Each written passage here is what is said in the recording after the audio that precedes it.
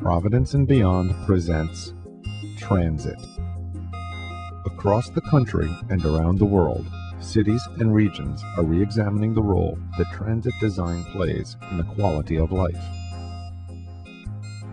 In the United States, our near-exclusive reliance on the car has created a number of problematic side effects in the ecological, economic, and social sectors.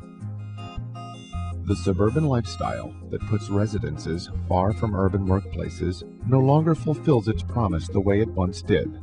As suburban communities have swelled over the past 2 decades, roads have become clogged, so the same commute takes longer and longer. This increasing stress on the roads also places stress on drivers, to the point where violence and even murder have occurred in incidents of so-called road rage.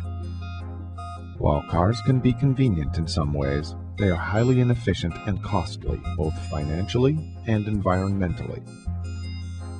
Now that both global warming and peak oil have reached their tipping points, many people are taking a fresh look at their transit options.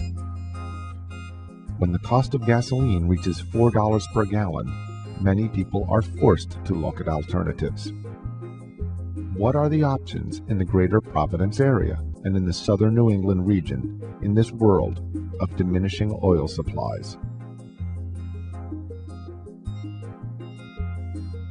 The average Rhode Island household owns 3.2 cars. Put another way, Rhode Island has more cars than people. Where once every community in Rhode Island was linked by rail, today Rhode Island has no rail system of its own. In recent years, Rhode Island has enjoyed a significant increase in the number of MBTA trains that service the Providence station. And the Providence station is a regular stop on Amtrak's Acela train, linking Providence directly with the Northeast Corridor, one of the largest concentrations of population, innovation, wealth, and knowledge in the world.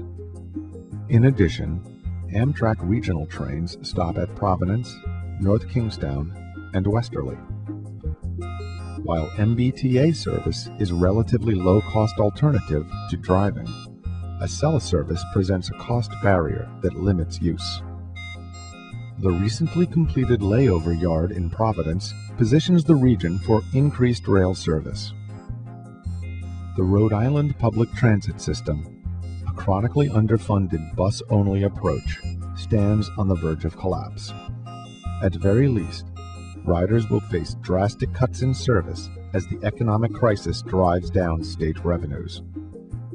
The vast majority of Rhode Island's transit budget is invested in roads and bridges.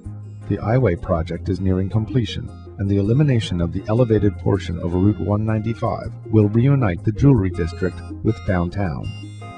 Despite these investments, Rhode Island has the second highest percentage of bridges in the United States that are structurally deficient or obsolete. One in particular, the Route 95 bridge in Pawtucket, is so badly degraded that it can no longer carry heavy or even medium-weight trucks. While Rhode Island's traffic congestion does not rank with larger cities like Boston or New York, the fragility of our road system was laid bare in December 2007 when an early snowstorm paralyzed the city. Some school buses were stranded in traffic, and many never even reached the schools to pick up children. Rhode Island enjoys a healthy and growing system of bike paths built primarily along the abandoned railways. However, these bike paths do not reach into the city center, so they are not a feasible alternative to commuting by car. Walkability in city centers is generally good, with sidewalks and a dense built environment. Crossing above or below highway infrastructure causes the greatest challenges. The snowy winter, however, creates a radically different walking environment. Many or even most homeowners do not clear a path on their sidewalks, as is required by law. Nor does the Department of Transportation clear sidewalks over highway crossings, as is also required by law. As a result, pedestrians are forced into the street, a dangerous, even deadly practice.